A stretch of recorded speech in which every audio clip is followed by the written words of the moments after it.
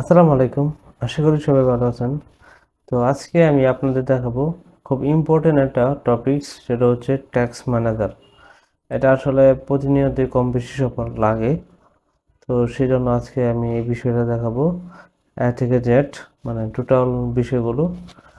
তো যারা নতুন তাদের জন্য অনেকটা কাজে আসবে। তো এটা কোথা থেকে আনলাম, এটা আমি দেখা দিচ্ছি ক্লোজ করে। আপনি চাইলে এই যে এখানে ট্যাক্স বার থেকে রাইট বাটন ট্যাক্স ম্যানেজার দিতে পারেন, অথবা আপনি চাইলে স্টার্টে গিয়ে দেখতে পারেন ট্যাক্স ম্যানেজার।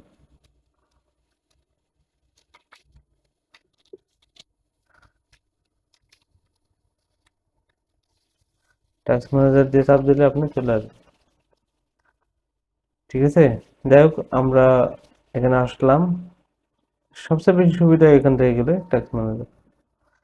যাই হোক, প্রসেস, এই সবগুলো অপশন সম্পর্কে আজকে বলবো, যাতে আপনাদের খুব কাজে আসে। তো বিষয়টা হয়েছে যে অ্যাপস, যেখানে আপনার রানিং তিনটা অ্যাপ, যেমন tax manager running, notepad open আছে আমার, বিজয় 21-এ, হ্যাঁ, বিজয় 52 এরকম আর কি, 21-এ এটা রান্না আছে। তো আমার এই তিনটা আছে অ্যাপস, মানে সব অ্যাপ্লিকেশন রানিং। আর ব্যাকগ্রাউন্ড প্রসেস হচ্ছে 109টা, ব্যাকগ্রাউন্ডে আমার 109টা, যেটা কিনা দেখা যাচ্ছে না, রানিং আছে।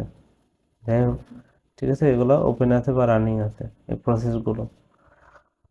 এখানে ওরকম কিছু না, আপনি চাইলে এখান থেকে রাইট বাটন চাপ দিয়ে এগুলো সবগুলো প্রসেস অফ করে দিতে পারেন বা বন্ধ করে দিতে পারেন। আমরা এগুলো এটা মনিটরিং করার জন্য। পারফরমেন্সটা হচ্ছে খুবই ইম্পর্টেন্ট একটা পার্ট এখানে। পারফরমেন্স বলতে গেলে এখানে সবগুলোই, তার মধ্যে দুই একটা বাদে সবগুলোই দরকারি। ধরুন সিপিইউর পারফরমেন্সটা কীরকম, বা কত গিগাহার্টজ আপনার স্পিড, বা কয়টা চকেট আছে, কোর আছে, এখান থেকে দেখে আপনি ভার্চুয়ালাইজেশন অ্যানাবল আছে কিনা। এটা হচ্ছে আপনার গ্রাফিক্সের কাজ করতে গেলে, বা আপনার যখন ভিএমওয়্যার বা অন্য কিছু ভার্চুয়ালাইজেশন রিলেটেড কোনো কাজ করতে গেলে এটা অ্যানাবল করা লাগে আপনার বুট বায়োস থেকে। এটা আমার অ্যানাবল করা আছে। এই টোটাল ডিটেলস এটা সিপিইউ থেকে, সিপিইউ সম্পর্কে জানতে পারবেন এখানে। হুম, হ্যাঁ, এখানে দরকারি একটা বিষয়। আর মেমোরি হচ্ছে যে আপনি কত জিবি মেমোরি ইউজ করেন। আমরা অনেক সময় মেমোরি কত জিবি ইউজ করি, বা DDR2 না 3 এগুলো জানতে পারি না। অনেক সময় খুলে দিতে হয়, বা আপনার ক্যাশ মেমোরি দেখে বলতে হয়। তো আপনি চাইলে এখান থেকে আপনার কম্পিউটারে ঢুকে মেমোরিতে, পারফরমেন্স মেমোরিতে দেখে দিতে পারবেন যে কত জিবি র্যাম আছে।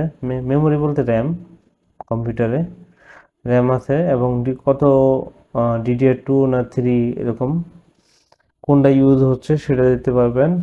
কত জিবি অ্যাভেলেবেল আছে এবং কত জিবি ইউজ করা হচ্ছে, ক্যাশে কত জিবি আছে, টোটাল ডিটেলস। এখানে আর একটা বিষয়, আপনি যখন নতুন একটা র্যাম এক্সচেঞ্জ করতে যাবেন বা চেঞ্জ করতে যাবেন, তখন কিন্তু এই বিষয়গুলোর দরকার হয়। 1600 মেগাহার্টজ কিনা, ডিম, বা এই যে DDR3, এই বিষয়গুলো একটু ছবি তুলে নিয়ে যাবেন, যাতে আপনার সুবিধা হয়। এটা হচ্ছে একটা আপনার নতুন কিছু অ্যাড করার জন্য, বা অ্যাড করার ক্ষেত্রে দরকার হয় মেমোরিটা। আর ডিস্ক হচ্ছে হচ্ছে আপনার আর ডিস্ক হচ্ছে আপনার স্টোরেজ, হ্যাঁ, হার্ড ডিস্ক। এখানে আমার দুইটা হার্ড ডিস্ক আছে কম্পিউটারে। একটা হচ্ছে SSD আর একটা হচ্ছে HDD। HDD হচ্ছে আগেকার হার্ড ডিস্ক, যেগুলো ডিস্ক করে। আর SSD হচ্ছে যে আপনার নতুন যে টেকনোলজি SSD, সেগুলো হয়তো অনেকে জানেন। তো SSD লাগাইছি হচ্ছে আমার কম্পিউটার স্পিড বাড়ার জন্য, আর HDD হচ্ছে আমার স্টোরেজের জন্য। আর ইথারনেট হলো, এগুলো হচ্ছে আপনার ল্যান কানেকশন, ইথারনেট, যেটা আপনার লোকাল নেটওয়ার্ক কানেকশন যেটা বোঝায়। এখানে 3-4টা থাকার কারণ হচ্ছে আমি ভার্চুয়ালি ল্যান কানেকশন ইউজ করতেছি। যাই হোক, পারফরমেন্স সম্পর্কে হয়তো অনেকের কাজে আসবে, সেটা যেগুলো বললাম। অ্যাপ অ্যাপ হিস্টোরি হচ্ছে যে এই পর্যন্ত যেদিন থেকে আপনি উইন্ডোজ দিয়েছেন আপনার পিসিতে, সেদিন থেকে আজ পর্যন্ত এই অ্যাকাউন্টে, মানে আপনার যে আমার যে অ্যাকাউন্ট, ইউজার অ্যাকাউন্ট, সেই অ্যাকাউন্টে এ পর্যন্ত যেই অ্যাপসগুলো ইউজ হয়েছে বা রানিং আছে, সেগুলো সেগুলো শো করতেছে এখানে। এটা দরকার হয় না খুব। স্টার্ট আপ এটা একটু অনেকের ক্ষেত্রে দরকার হবে। ভালোর জন্য যখন আপনার কম্পিউটার চালু হয় অনেক সময় দেখা গেছে সময় নেই। সময় নেওয়ার কারণ হচ্ছে এখানে আপনার ব্যাকগ্রাউন্ডে স্টার্টারে অনেকগুলা সফটওয়্যার বা অ্যাপ্লিকেশন এনাবল থাকে, যেমন বিজয় আমার এনাবল আছে। এটা কিন্তু যখন কম্পিউটার চালু করি তখন কিন্তু এটা লোড নেয়, ওই চালু হওয়ার সাথে সাথে এটা লোড নেয়। এটা আমি যদি ডিসেবল করে দিই কম্পিউটারটা আর একটু তাড়াতাড়ি চালু হবে। ডিসেবল করলাম। অ্যাক্রো ট্রে ধরেন আমার এটা দরকার নাই, তা এগুলো যখন দেই তখন কম্পিউটার চালু হতে সময় লাগে এনাবল থাকলে। আমার এনএডিএক্স এটাও দরকার নাই, ডিসেবল করে দিলাম।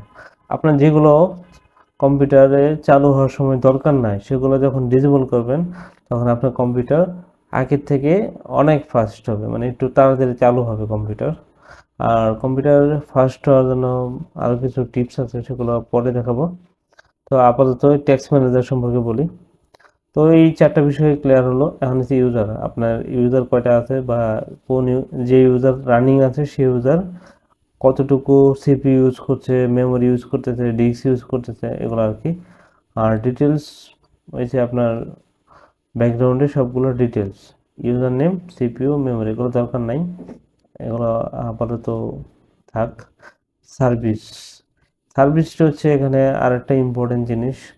ধরেন আপনার সার্ভিস বোঝাচ্ছে যে প্রসেসগুলো, যে অ্যাপ্লিকেশনগুলো রানিং আছে, যে সার্ভিসগুলো রানিং আছে, স্টপ আছে, টোটাল ডিটেলস এখানে দেখতে পাচ্ছেন। হ্যাঁ, এখানে কিন্তু ডিফল্টভাবে যেগুলো দেখার সেগুলো দেখতে পাচ্ছেন। ওপেন সার্ভিস দিলে আপনি আরও টোটাল সার্ভিসগুলো দেখতে পারবেন। তাই আমি ওপেন সার্ভিস দিলাম।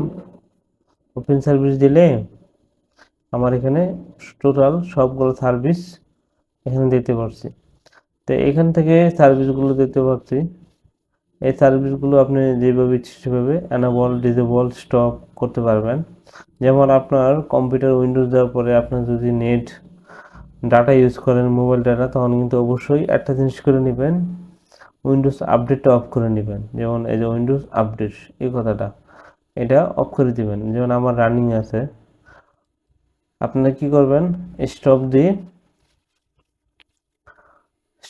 দিয়ে ডিসেবল করবেন, ডিসেবল করে অ্যাপ্লাই ওকে দিবেন।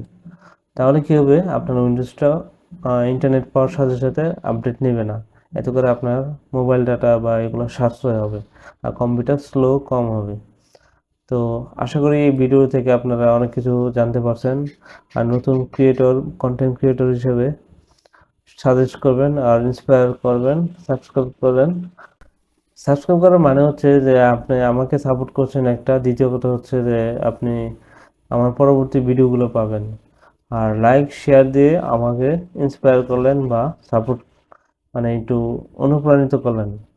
তো আশা করি আপনারা আমার কথা বুঝতে পারছেন। আমি আজকে এই পর্যন্তই। পরবর্তী ভিডিও পাওয়ার জন্য অপেক্ষা করুন। ধন্যবাদ।